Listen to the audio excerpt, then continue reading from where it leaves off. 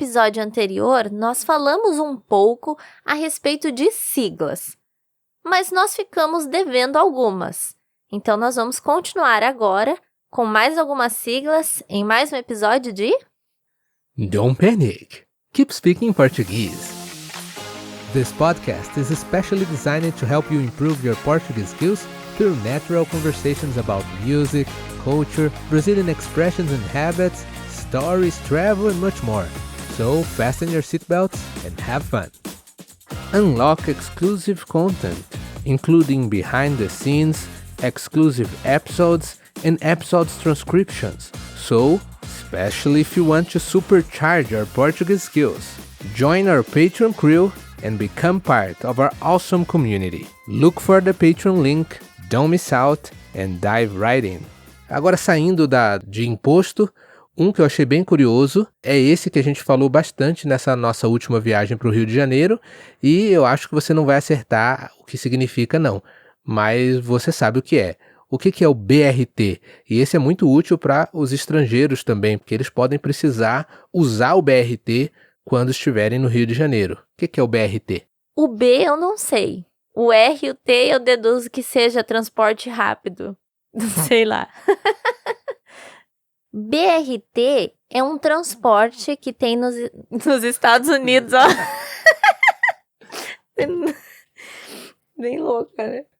BRT é um transporte que tem lá no Rio de Janeiro. É um ônibus que ele anda numa faixa exclusiva, ele não pode ficar andando onde quer, como outros ônibus normais.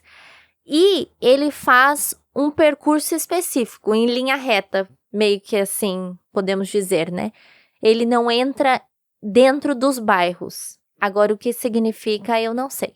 Mas você explicou bem e passou perto. Eu definiria o BRT, inclusive, como praticamente um trem sobre rodas.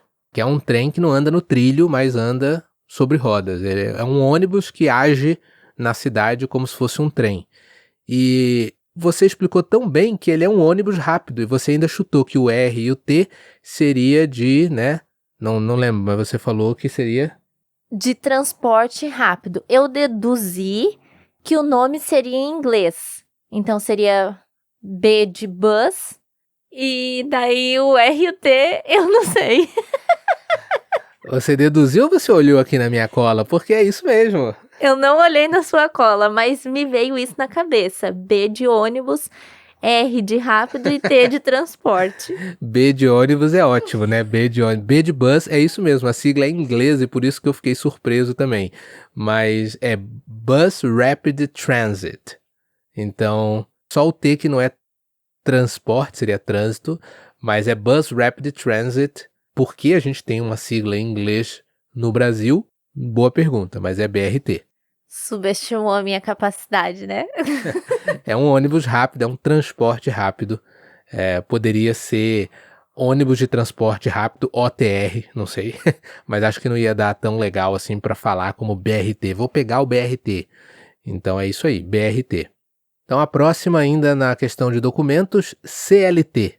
E essa CLT é bem legal porque a gente usa em conversas no dia a dia, inclusive você vai encontrar em piadas, em memes, então é interessante de saber. O que é CLT? Eu não sei o que significa a sigla, mas eu sei que está relacionado a quem trabalha com carteira assinada, o que não é o meu caso, porque eu nunca trabalhei de carteira assinada. Mas alguém que trabalha dentro de uma empresa tem o salário fixo, o horário certinho para ela trabalhar, aí ela está empregada em CLT, mas não sei o que significa. É isso mesmo, CLT é quando você tem essa carteira assinada. Carteira de trabalho é um documento que a gente tem e quando a pessoa que contrata o empregado assina essa carteira, ela está protegida pelas leis trabalhistas. Então, CLT significa consolidação das leis do trabalho. Então, se você fala assim, eu sou CLT, você pode ouvir algum brasileiro falar, eu sou CLT. Eu sou CLT é uma gíria, né, um jeito informal de dizer que eu trabalho com a carteira de trabalho assinada, ou seja, protegido pelas leis de trabalho. Agora, tem gente que não é CLT, que é o nosso caso, é CNPJ, talvez seja o nosso caso, que não é bem o nosso caso, mas o que é CNPJ? CNPJ daí é o dono da empresa. Ou, quando você trabalha por conta, você tem um CNPJ para você conseguir emitir nota fiscal ou para você fazer a relação do imposto que você paga depois para o governo. Aí você é CNPJ. O C e o N eu não sei o que significa, mas o P e o J é de pessoa jurídica. Muito bom, eu vou dar uma dica para você acertar o CNPJ. O CNPJ, pessoal, é o CPF das empresas. Se o CPF é o cadastro de pessoa física, o CNPJ... É o Cadastro Nacional de Pessoa Jurídica? A Érica é muito esperta, é isso aí, depois dessa dica você acertou. CNPJ é o Cadastro Nacional de Pessoa Jurídica. Então a Érica já explicou muito bem o que é. Agora tem um adicional, que esse sim se encaixa no que a gente é, digamos assim. Está relacionado a CNPJ, mas também é usado às vezes em conversas. É um MEI. Alguém pode dizer, eu sou MEI. M-E-I, a sigla. O que é o MEI? Microempreendedor individual. Muito bom, que é uma maneira mais barata e a maneira mais fácil de ter um CNPJ. Então, quem é MEI tem um CNPJ, por isso as duas estão ligadas. É o microempreendedor individual. Então, o CNPJ é o Cadastro Nacional de Pessoa Jurídica, às vezes pode ser uma empresa muito grande que tenha esse cadastro nacional. Mas se você não é uma empresa tão grande, você ainda vai ter o CNPJ, mas você é um MEI. Então você paga menos impostos porque você é uma empresa de uma pessoa, por assim dizer, né? Ou de até 2 pessoas. E, por último, mas não menos importante, as duas últimas siglas relacionadas à saúde, que é importante também vocês saberem, é o SUS, talvez vocês já saibam, SUS e UBS. Vamos já as duas, assim, numa tacada só. O que é SUS e o que é o UBS, Érica?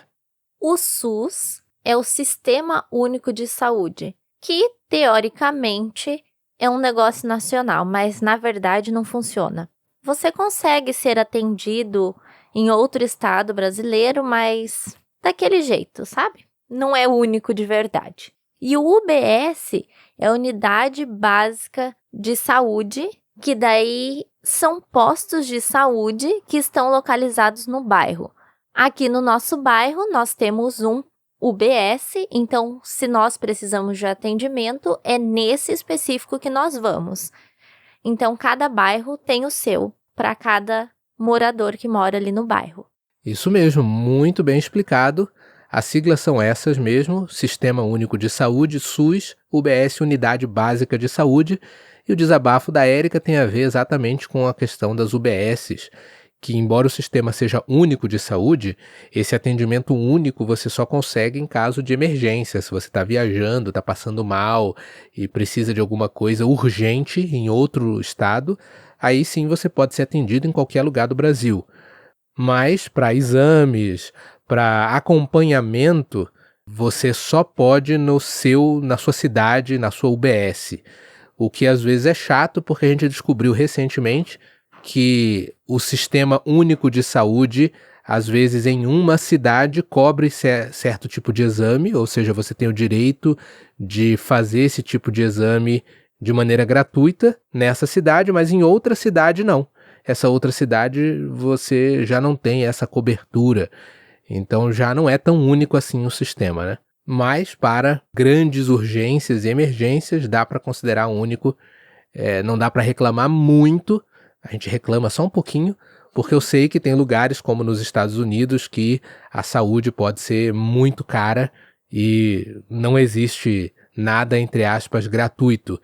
Embora no Brasil também nada é gratuito, porque a gente paga imposto e paga bastante imposto para poder ter direito a esse sistema único de saúde, né? Então, se colocar na ponta do lápis, eu não sei bem certinho se a gente está em vantagem ou não. E aí, galera, o que vocês acharam desses últimos 2 episódios a respeito de siglas que nós usamos aqui no Brasil? Nós não falamos sobre todas as siglas que nós usamos aqui no Brasil, Mas vocês acharam que nós brasileiros usamos muitas siglas no nosso dia a dia? E no teu país, vocês também têm siglas assim para se referir a documentos ou relacionado à saúde? Conta pra gente nos comentários. Esse foi mais um episódio de Don't Panic, Keep Speaking Português.